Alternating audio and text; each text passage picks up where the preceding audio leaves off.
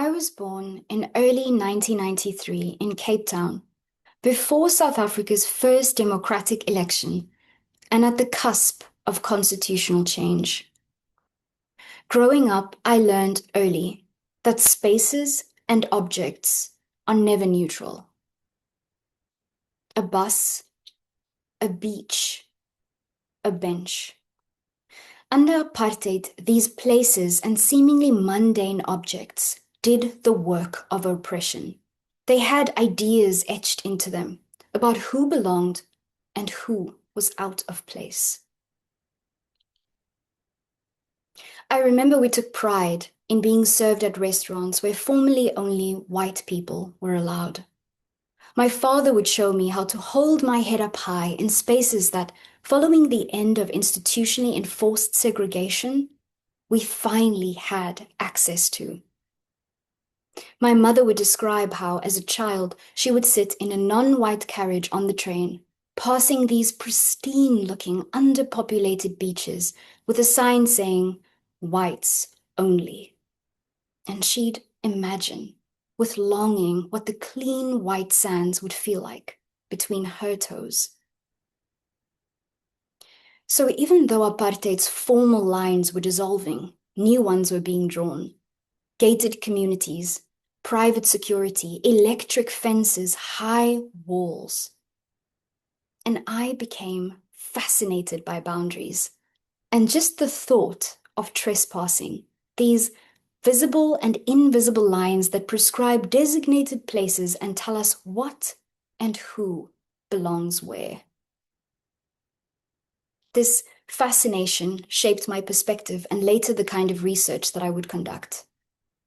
Anthropology gave me a way to explore the messy edges of social life, the places where things complicate and contradict themselves, where categories leak and boundaries don't quite hold. I learned to pay attention differently, to the everyday details, to what actually happens between people in spaces through things, to stay curious rather than rushing to tidy conclusions. My interest since then has been in how people come to be seen and how these ways of seeing get structured into the built environment through material infrastructures that shape what is possible and for whom. Now I'd like you to join me on an imaginative stroll for a moment. Picture this, if you will. You're walking down a familiar street in a city that you know well. It's that in-between hour, the roads are still in shadow, cold light is just breaking through. You turn a corner, and there, on the pavement, you see a homeless person. Really picture them.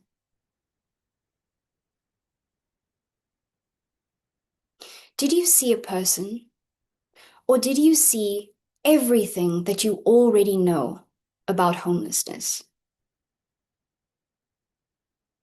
Most of us, if we're honest, saw the category first.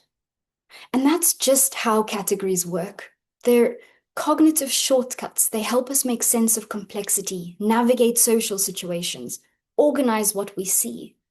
They're tools that we use to navigate the world.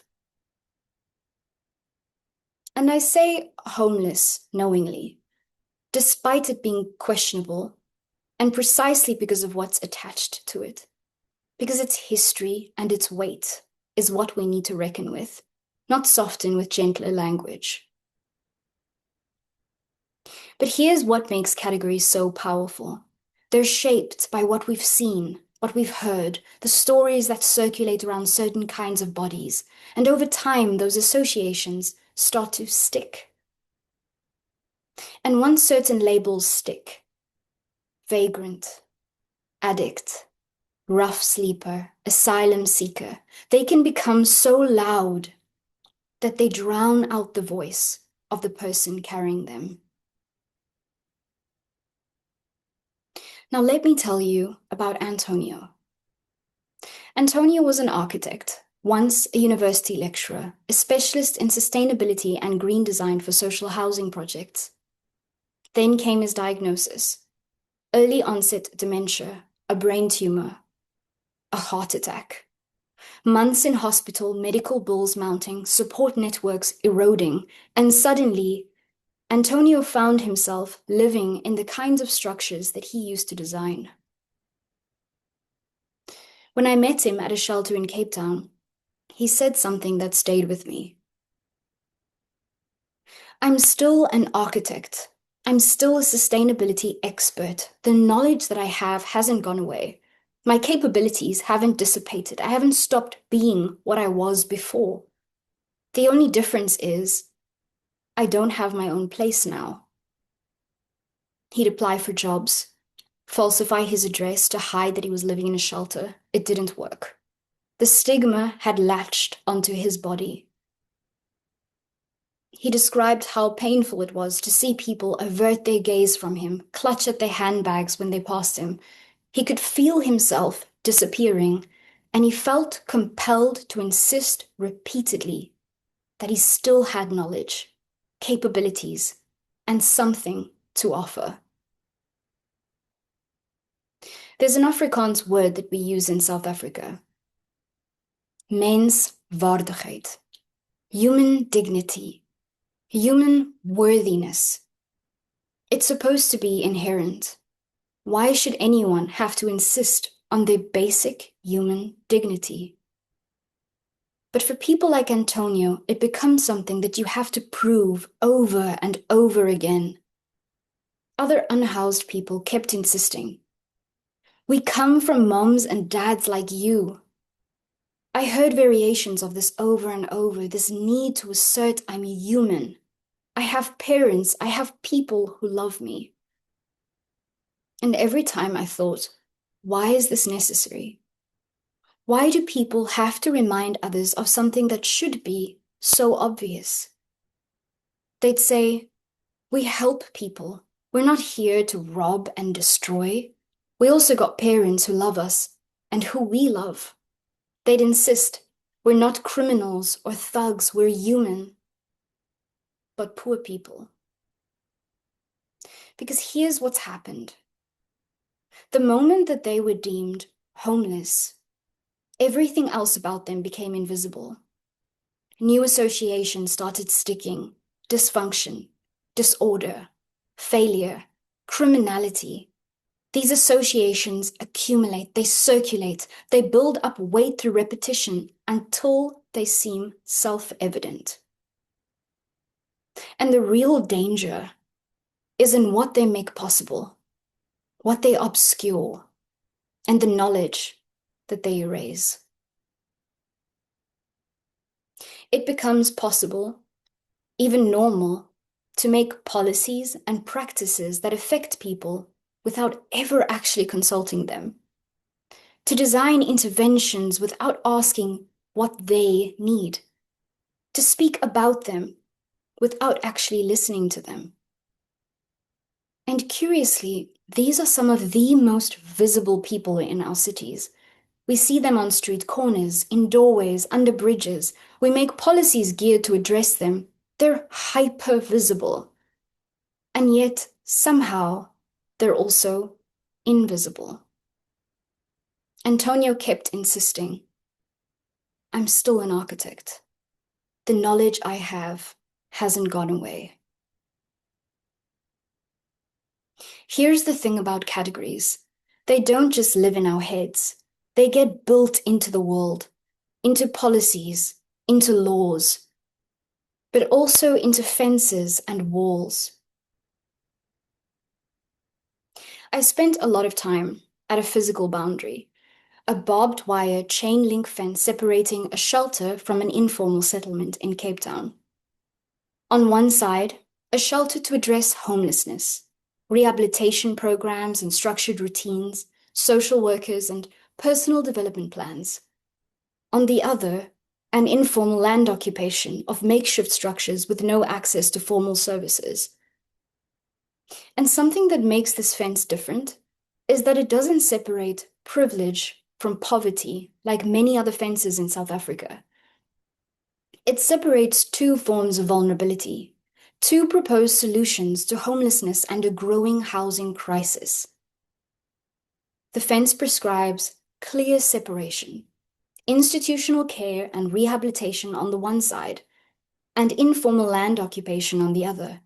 And nobody fully controls it. The shelter is an NGO. The land belongs to a railway agency. The city surveys but can't quite evict. It essentially exists in the gaps between overlapping authorities, a grey area, if you will. Sheltered residents weren't allowed to leave without permission, and they were encouraged to maintain their distance from people in the camp as part of their rehabilitation. But when you spend time there, that clarity breaks down. I'd watch this ritual most evenings. Residents would finish dinner and drift toward the back fence. Small gestures, a foil-wrapped paper plate passed through the mesh. Sometimes shelter managers would bring out what remained from donations or dinners. People from the camp would queue up politely with empty containers, cracked plastic tubs, warped margarine containers, anything that could hold food. But as the pot emptied, urgency and desperation grew. The rattling of the chain-link fence got louder, arms reaching out through the mesh, cheeks pressed against the steel grid. The doors leading to the fence were locked after sunset to protect those inside from what staff called the chaos outside. The institution operated on a rehabilitation model that encouraged clean breaks from the street-based networks. The logic was straightforward. Addiction and street life are entangled with specific people, places, and routines. To change, residents needed distance, separation, a chance to build new habits away from old triggers. And on paper, this makes sense. But it assumes that street-based relationships are only about substance use and survival, not about care or family and the networks that kept people alive before they entered the shelter. So care crossed the fence anyway, and all the complicated human things that accompany connection.